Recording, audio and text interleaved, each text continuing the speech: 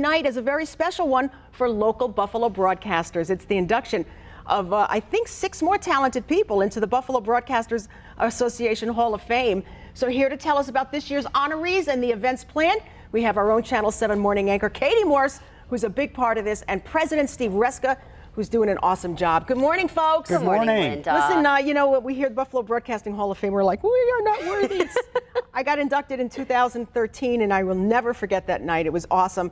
And now we have 6 more people who are so worthy. We do. And we'll have their names enshrined, and that's an exciting thing for broadcasters. Yeah, absolutely. It really means a lot to people, and it really means a lot to our organization to be able to honor them. It's a really special night. It's going to be Thursday night. We do it every year. And this year, we're so excited to say is going to be one of our biggest years yet, probably the biggest. Yeah, yes. and for Channel 7, we've got a couple former Channel 7 folks going in this year. Steve, why don't you tell us who are the inductees? I have to remember things. Oh, I do have it written down, but go for it. Well, first of all, Sherry Margolis. She's going, and she's our Buffalo Bob Smith. That award goes to the broadcasters who really made their name outside of Buffalo, whether they worked here or whether they haven't. And she's part of the group that, well, Buffalo Bob Smith was the first one, and people like Tim Russert and Wolf Blitzer and Susan Candiotti and all those great folks. John Murphy. Yes, is John. Going in. John's going in actually in the radio category as the voice of the Buffalo Bills. Great. Deserving. Tony Farina. Remember him? Oh, sure. Yeah, there's another. Sure, I work with all these people. You did. Yes.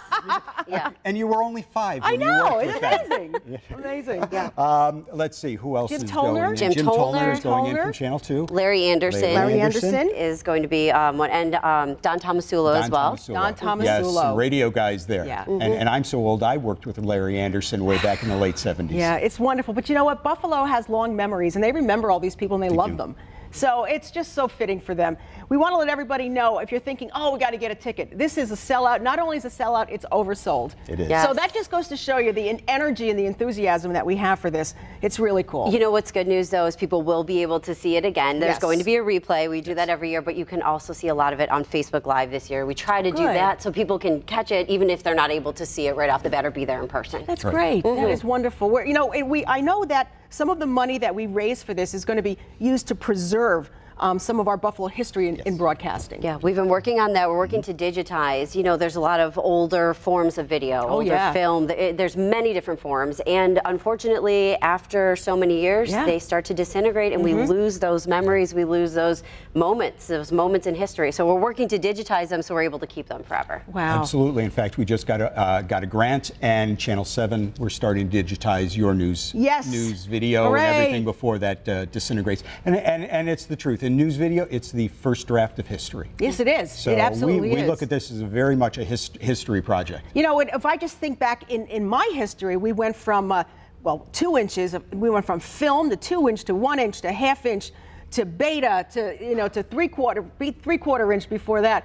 And then finally into digital, and you can't keep up with the technology. It's hard to transpose some of that old stuff into something that you can keep today. And that's what we're trying to do here. Exactly. Yeah, like you say, because even I remember Rochester did this with film because the films were literally disintegrating, the original films.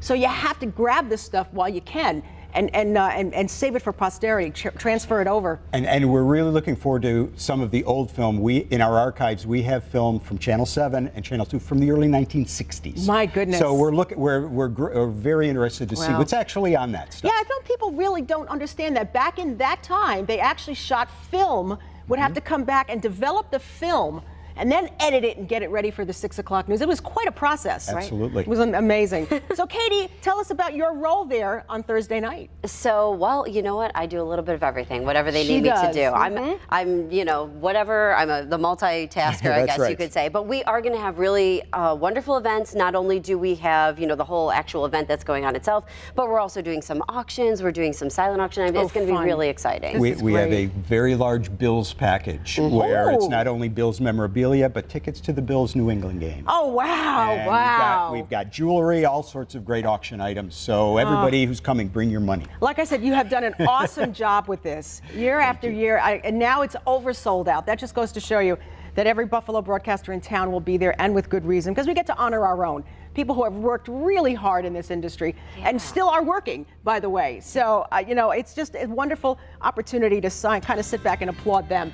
Whether you're working at the same station or not, you do appreciate the work other people have done. Yeah, we are so lucky here in Buffalo. We are. Have some amazing people who've come through here and who are still here. We're great. It's great. Steve Reska, thank you.